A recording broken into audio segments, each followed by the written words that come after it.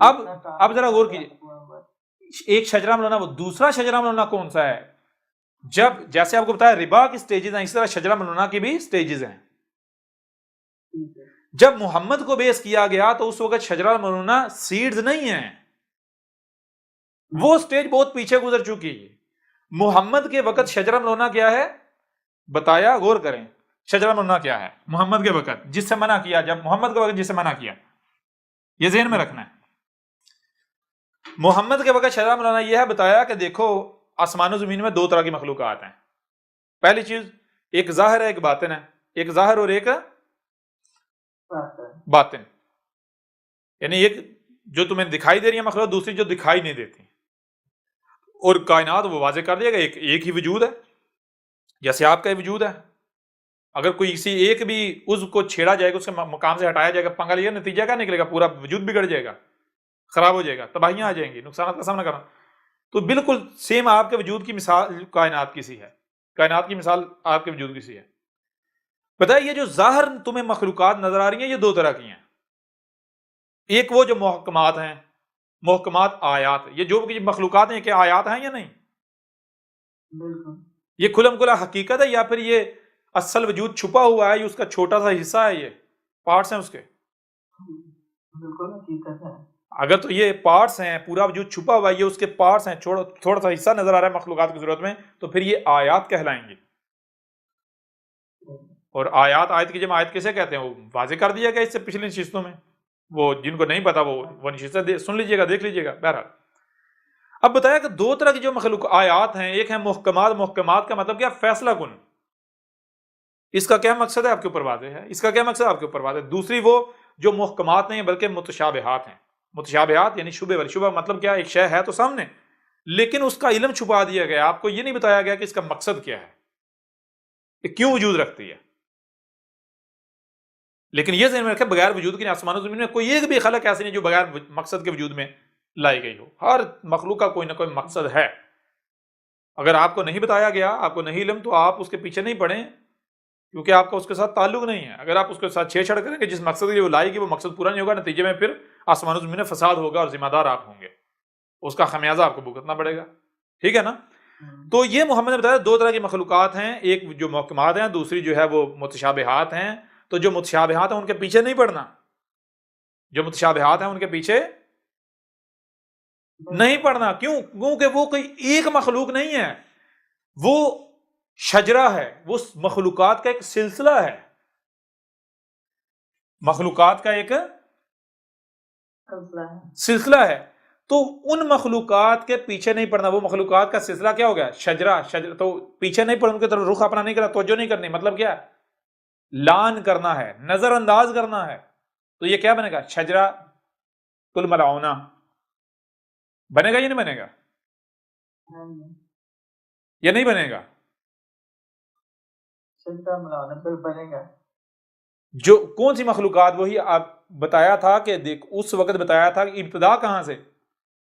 یس سے ہجرت کر کے محمد جاتا ہے، مکہ سے ہجرت کر کے محمد جاتا ہے یثرب میں۔ جب یثرب کی حدود میں داخل ہوتا ہے تو دیکھا گیا ہے، یہ دیکھتا ہے کہ وہاں کے جو باشندے ہیں وہ کیا کر رہے ہیں؟ وہ کھجوریں جو ہیں ان کو پیوند کر رہے ہیں، گابا کر رہے ہیں۔ یہ کھجور کے جو درخت ہیں ان کا اختلاط کروا رہے ہیں مصنوعی طریقے سے۔ کیوں؟ کھجوریں اچھی اور زیادہ پیدا ہوں۔ جیسے آج گابا کی بہت آگے کی سٹیج، انتہائی پیک والی سٹیج ہے، جینز ڈی این اے میں تبدیلی کی جاتی ہے۔ یہ وہی کام تھا اس وقت ہو رہا تھا، یہی کام اس وقت ہو رہا تھا، لیکن پہلی سٹیج پر۔ تو محمد نے غصے سے پوچھا، کہا یہ کیا کر رہے ہو؟ جیسے آپ غصے سے پوچھتے ہیں نا سوالیہ، کیا کر رہے ہو تم؟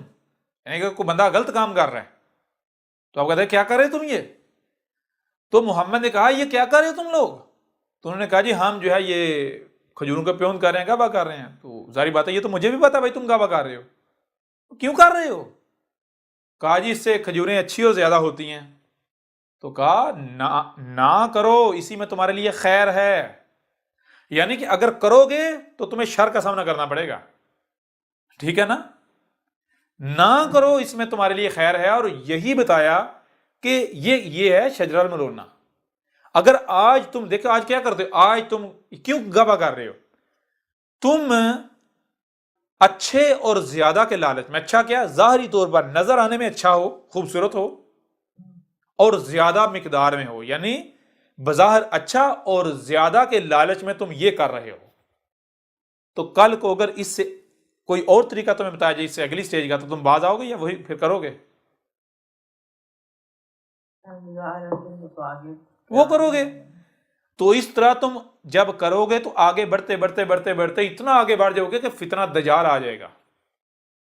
یعنی اگر تم یہ جو چھپی ہوئی مخلوقات ہیں، اگر تم ان کے پیچھے پڑتے ہو تو یہ کوئی ایک آدھی نہیں ہے۔ اگر تم یہ کام کرتوت کرتے ہو، فطرت کے پیچھے پڑتے ہو، فطرت کے ساتھ زبردستی کرتے ہو، فطرت میں چھیڑ چھاڑ کرتے ہو، فطرت میں تبدیلی کرنے کی کوشش کرتے ہو، تو پھر یہ یہی نہیں رہے گا، پھر یہ حادثاتی طور پر آہستہ آہستہ ڈسکوریاں ہوتی ہوتی ہوتی ہوتی، اور جب ڈسکوریاں دریافتیں ہوتی چلی جائیں گی تو اتنا ہی تمہارا لالچ بڑھتا چلا جائے گا، تجسس بڑھتا چلا جائے گا، تمہارے اندر لالچ پیدا ہوگا اور زیادہ کا، یہاں تک کہ زیادہ کا لالچ اتنا بڑھ جائے گا کہ تم چاہو گے کہ ہم آسمان و زمین کے مالک بن بیٹھیں، اتنا لالچ بڑھ جائے گا،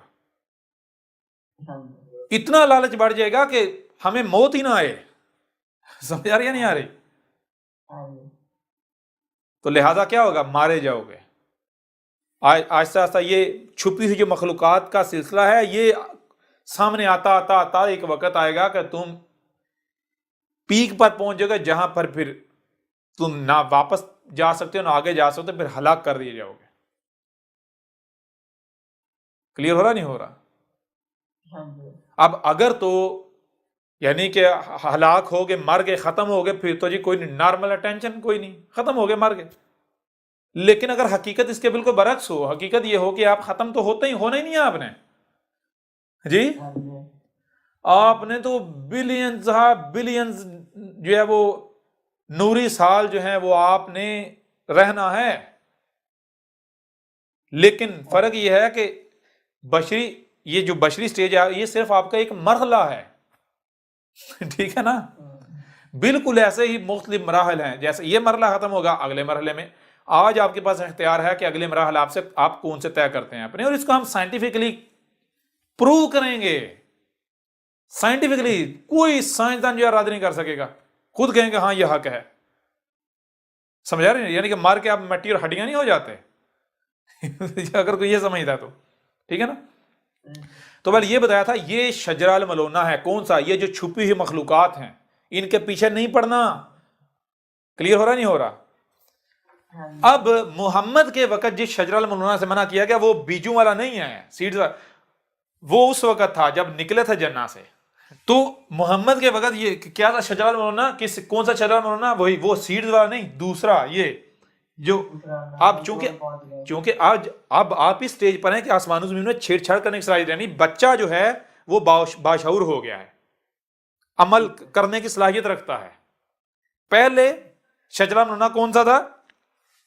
جب بچے کی حیثیت تھی اس وقت سیڈز تھا، جب باشعور یعنی جوان ہو گئے، جوانی والی سٹیج پر آ گئے جی، باشعوری والی، تو اس وقت شجرہ الملونہ یہ آسمان و زمین میں دو طرح کی مخلوقات ہیں، چھپی ہوئی مخلوقات ہیں، متشابہن، یا تو جو واضح مکمل چھپی ہوئی یا پھر سامنے ہیں لیکن علم نہیں دیا گیا۔